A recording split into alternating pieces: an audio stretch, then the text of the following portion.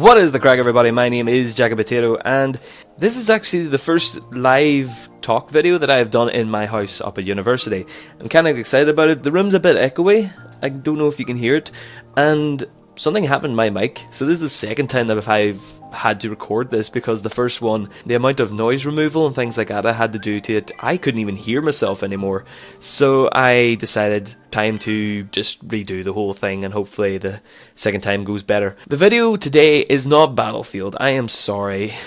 I'm not really sorry. Dare to be different. I have got Battlefield gameplay, but with the topic I'm talking about today, I think playing Kingdom Hearts HD on the PlayStation 3, finally got a way to record off the PlayStation 3 by the way, that's really cool news, is a much better game to be playing with this talk. I'm going to tell you about the talk in a minute, but first I just want to talk about Battlefield 4. Battlefield 4 is pretty much going the same way the Battlefield 3 beta did. It is a little bit broke. I remember playing it for the first time, and the first game that I got into, once you knock down the building in the middle, everything lost its textures, bar the players and the tank, everything just lost its texture, and it was really weird. I kind of think they should have had that fixed. That was the type of thing that they should have got fixed before the beta was even released.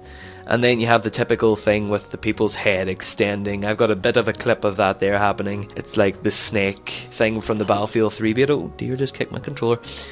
Bar that, they've fixed a lot of things from the beta, and not the beta, from Battlefield 3, and that's good, but they haven't changed anything drastically either, which is also even better, because there was nothing really wrong with Battlefield 3. It had a couple of gameplay issues, and they've fixed a lot of them, so there was nothing else that really needed tweaking, or nothing else that really needed adding, so that's really good. They haven't really added anything new that's groundbreaking, or changes the gameplay up completely, because everyone enjoys the Battlefield gameplay. The Battlefield gameplay has been the same since the very first one, like maybe, I don't know, whenever the first Battlefield 1943 came out.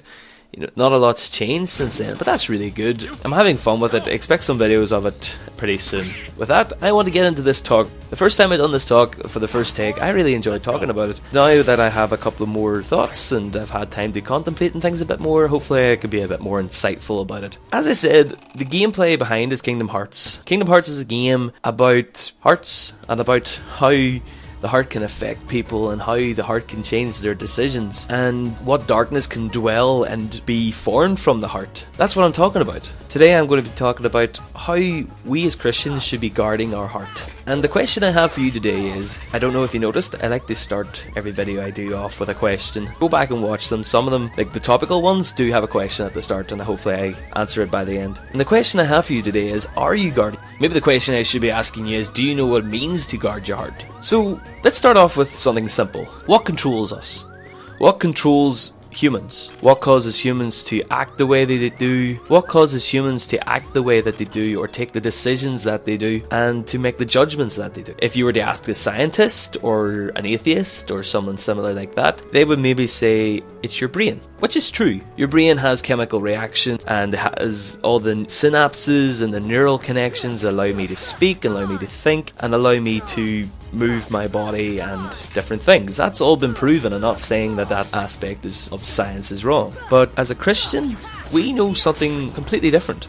We know what's really in control and what's really important, and that is our heart. You may not know this, but our heart is like a constant battle. It's a constant battlefield for superiority. It sounds like a song. Someone should make a song about that. Is there a song about a heart being a battlefield? I don't know. But that's completely true. It's a fight over our heart, with God on one side and the devil on the other. You may be thinking now, why does the devil want control over our heart? What is so important about our heart that the devil wants it, bar the fact that we've given it to God when we became Christians? The fact that God is in control of our heart already does mean that the devil wants it. The devil doesn't want God to have this control over us, and to make us loving and caring, and to know what is sin and how we should be trying to avoid it. The devil wants control over our heart for a completely different reason. And I'm going to use the same example that the speaker did the other week.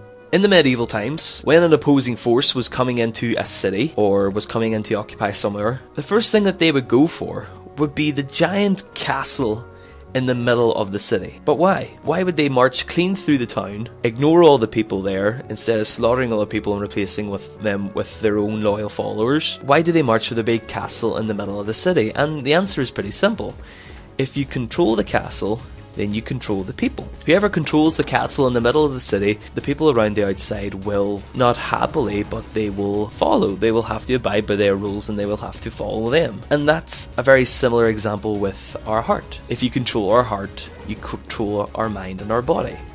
So that is why the devil wants our heart. If the devil has control over our heart, then everything that we believe and everything that we do and all the actions that we make and decisions that we take will be completely twisted and turned to a stage that we maybe will do something and we won't even recognize ourselves. If you believe things like drinking and going out partying is wrong, or going out and getting drunk is wrong, then if the devil is in control, you will start to think, what is wrong with that? Everyone looks like they're having fun, so why can't I go out and have the same thing? Or why can I not go out and have the same enjoyment? Or if you think that when you're sitting with your girlfriend, if you have a wife, then it's okay, or if you're married, then it's okay. But if you're sitting with your girlfriend and you're starting to think that she looks really pretty tonight, and you just start to get all these different urges and things that you've never felt before and that you've never given into before, and all these different things are just kind of welling up out of nowhere. Those are the type of things that the devil will take control over and will make you think that is okay when it's really not.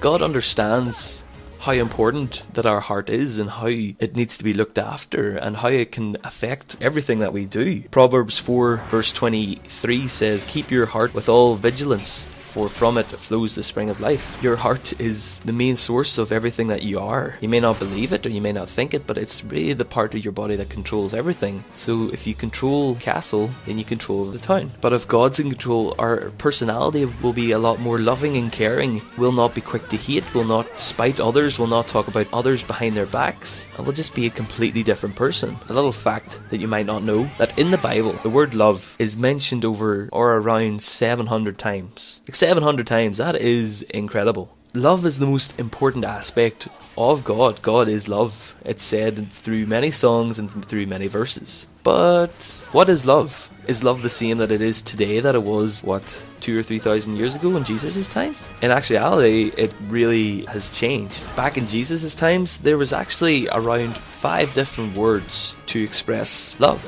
There could be 4. Don't quote me on that, I'm not entirely sure. I know there's definitely 4 and there's a possible 5. The first type of love is philos, and that's a brotherly love. That's the one that you show towards your friends and towards your colleagues, that you're nice to them and that you care for them. The second one is storge. I'm sorry if I pronounce these wrong, by the way, which is a family love. The one that your mother shows towards you, that your father shows towards his daughter. The third one is eros, which is the one that you would probably see towards that girl that you like, towards your girlfriend, your boyfriend, your wife, your husband, whatever. And the final one is the one that describes God, which is agape, which is an undying love. Like, how class is that God has an undying love for us? The fact that a whole lot of people nowadays would use the word love to describe a sandwich that they like. And back in these days, they have 4 different types of love to describe 4 different types of situations. And that we use just the one word. Like, it shows how much we've changed compared to Jesus' time. But it's incredible to think that God's love for us is undying. When we come into this world, God knows who we are. He knows who we are before we're born. He knows everything about us. He knows what we're going to be. He knows every hair in our head. And the fact that His love is undying means that no matter what we do, He will still love us and that He still cares about us. The fact that He sent Jesus down to die for us shows how much He cares for us. He sent His only begotten Son. The fact that His love is undying shows that no matter what we do, regardless of the mistakes that we've made in our lives or the mistakes that we've made today, He will still love us. My flesh and my heart may fail, but God is the strength of my heart and my portion forever. That verse is pretty much saying that when you give in, and then when you lose control, God will strengthen you again. He will come and find you, and He will lift you up, and He will be your support and your strength to get through those situations in life. As I said before, God will never put you through a trial that you cannot handle as a person. And since His love is undying, it's pretty much saying that He will be there to help you and strengthen you forever, which is pretty cool. Anyway guys, that one actually went a lot better than the first one, so I'm glad I done the retake. The next 2 weeks, video wise, are going to be very interesting. Next week will be a very special video with a special guest, i.e. my girlfriend. She doesn't live too far away from me since I'm living up at uni at the minute. So she will be joining me next week. She might not know about this because she likes to watch my Christian videos more than the gaming ones. So this might be the first time that she's even finding out that she is going to be on next week. So look forward to that. And the week after is going to be a very, very interesting episode. It's going to be a tournament, but probably not as you're expecting. But anyway guys, I hope you're looking forward to that, because I certainly am. My name is Jack and Potato, I am a Christian gamer, and I will see you all next time.